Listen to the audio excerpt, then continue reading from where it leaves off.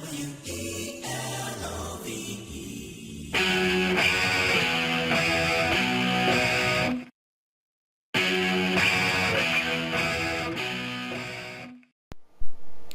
ba, oingoan, proportzionaltasuna gaiaren barruan, proportzionaltasun konposatua ikusiko dugu. Proportzionaltasun erlazioz elkartutako bi magnitudek baino gehiagok parte hartzen duten egoerak proportzionaltasun konposatukoak direla esaten da. Beraz, orain arte bi magnitude erlazionatu ditugu eta kasu honetan bi magnitude baino gehiago agertzen zaigunean proportzionaltasun konposatua dela esaten dugu. Horrekoetan bezala,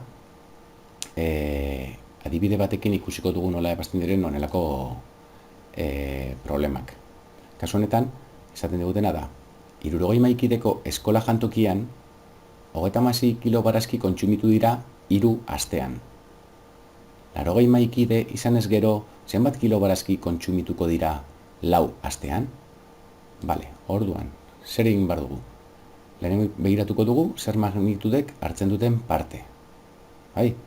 Ondoren, ordenatu magnitudeak, datuak jarri eta ez ezaguna. Bai? Eta azkenik, identifikatu zer motako proportzionaltasunak, zuzena edo alderantzizkoa, elkartzen duen magnitude bakoitza ez ezagunak daramanarekin. Bai? Kasu honetan, ditugu magnitude hauek. Maikide kopurua, asteak eta kiloak. Bai? Kokatuko ditugu ematen dizkiguten datuak. Esaten digute 60 maikidek, 3 astetan, 36 kilo barazki jaten dituztela, eta galdetzen digutena da, 80 maikidek, 4 astetan, zenbat kilo jango lituzketen. Bai? Eta orain aztertzen dugu esan bezala, maikideak eta kiloak zer erlazio daukaten. Zenbat eta maikide gehiago, barazki kilo gehiago edo gutxiago jango dute. Gehiago.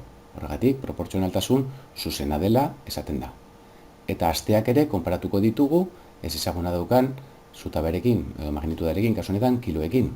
Beraz, hemen ere ikusten dugun bezala, zenbat eta aste gehiago pasa, kilo barazki gehiago jango dira, bai? Bueno, ondoren datorren prozesua errazteko, ez ezaguna daraman magnitudea azken tokian, bai, 3. zutabean jartzea komeni da. Bale, orduan, hemendik aurrera, ez ezaguna daukan zutabea jarriko dugu amaieran. Eta guazen problemaren ebazpenera. Bale, ematen diguten datuak kokatzen ditugu, esaten digute 60 maikidek, 3 astetan, 36 kilo jaten dituztela. Bai? Orduan, nik lehenengo hemen egin dudana izan da, maikideak mantendu eta unitatera laburtu asteak. Beraz, 3 aste egin dituen eta aste batera pasa. Beraz, egin dugu asteak zati 3. Bai? Orduan, 60 maikidek aste batean zenbat kilo barazki jango dituzte? 3 astetan jaten zutena, ere zati 3, ze erlazioa zuzena da, bai? Orduan, hau zati 3, asteak zati 3 egin ezkero, kiloak ere zati 3 egin barko dugu, beraz, 12 kilo. Bai, orain, unitatera laburtuko dut maikide kopurua. 60 egin dituen, maikide bat zenbaten kalkulatukoet. Beraz, maikide bat, asteak berdin, aste bete bakarrik mantenduko dugu. Orduan, zer egin dugu maikide kopuruarekin?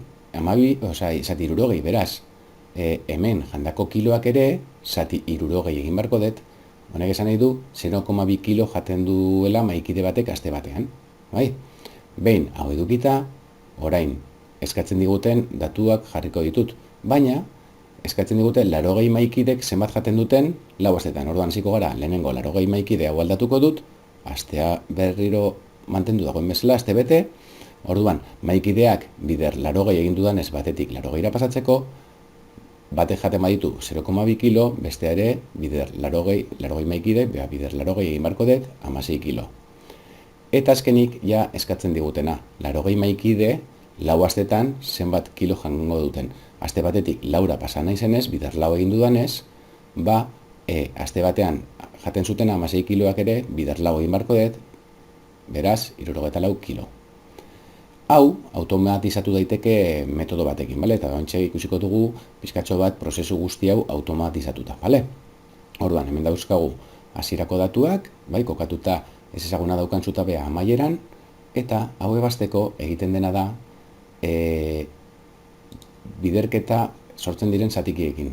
Bi magnitu dauen arteko zatikien biderketa berdintzen dugu ez ezagunak osatzen duen zatikiaren biderketarekin. Bai? Eta hau behin ja edukita, x askatzea baino ez dugu egin behar. X askatzeko x-a beste aldera hemen zatitzen dagoen, beste aldera biderkatzen pasatuko da, eta hemengo guztia pasatu beharko dut beste kontrako aldera, bai? Beraz, x-a alde honetan hemen biderkatzen utziko dut, eta hemen dauden guztiak beste aldera pasatzeko, goian daudenak biderkatzen pasako dira behera zatitzen, eta behean daudenak zatitzen pasatuko dira biderkatzen. Beraz, geneukan 36, bider 80, bider 4, eta hemen zati 60, bider 3.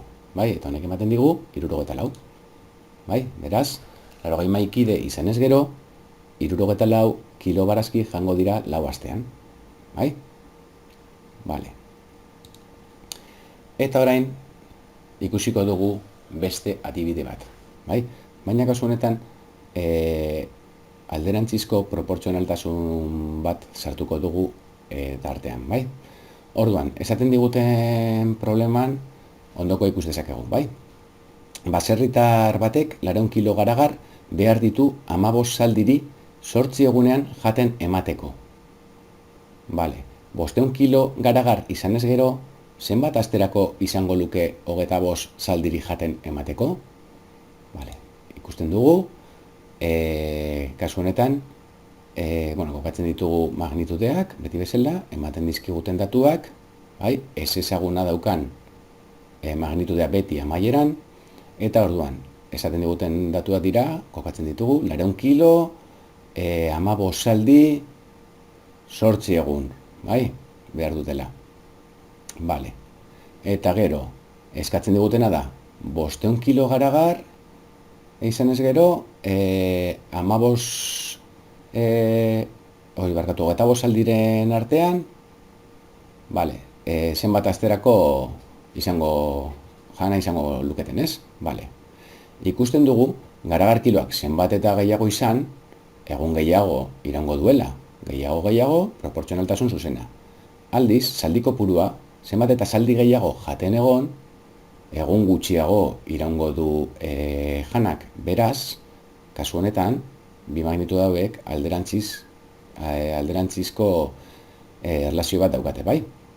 Bale, orduan, hau ebasteko orduan, lehen ikusi dugun bezala, hasiko gara datuak jarri, ez? 400 kilorekin, 15 zaldik, 8 egun esaten digute, bale. Zaldi kopurua unitatera laburtuko dut, orduan, 400 kilo mantendu, zaldi batek, bale, kasu honetan,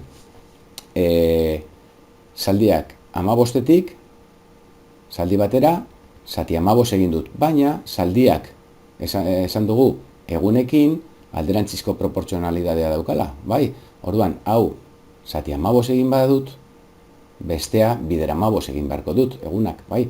Orduan, 15 zaldik 8 egun behar badute, zaldi batek, 8 bider 15, 120 egun, bai? Beharko ditu jana jateko, bai? Behin, hau unitatera laburtuta, orain, kiloak unitatera laburtu beharko nuke.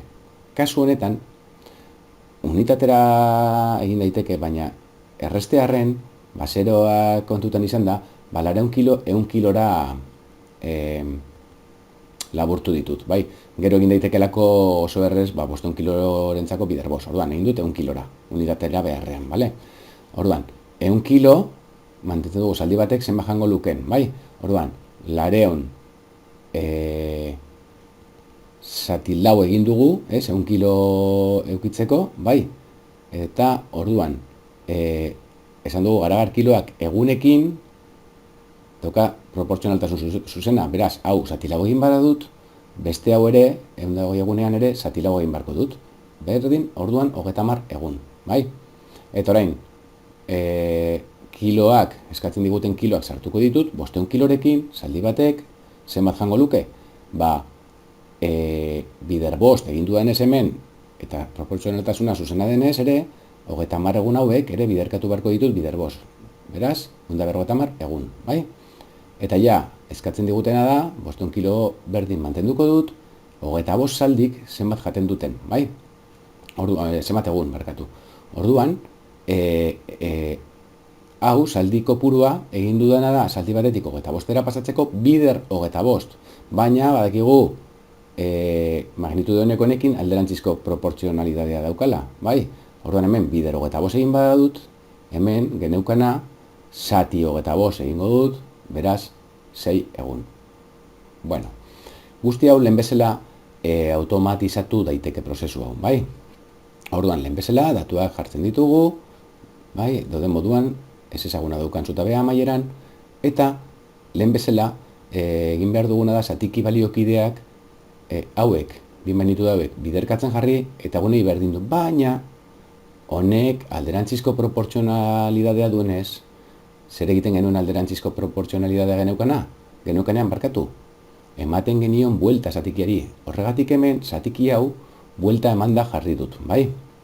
Vale? Orduan, besterik gabe, jartzen ditugu zatikiak, baina alderantzizko proportzionalidadea daukana buelta emanda, bai? Eta hemen besterik gabe, ja, egin behar dugun gauza bakarra da, X-a ateratzea. Lehen bezala, X-a berdintzaileen alde honetara eramaten badugu, biderkatzen goian egoteko, hemen geratuko litzaiguke ezkerrean X-a, eta hemengo guztia beste aldera pasatzeko, goian daudenak behera pasako dira, eta behan daudenak gora. Esan nahi dudana da, behan dauden 515 pasako dira gora, 515 biderkatzen, 8 bageneukan, bai?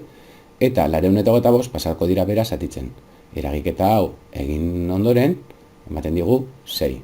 Beraz, soluzioa 500 kilo garagarrekin, 25 saldiri 6 egunean emango diegu jaten.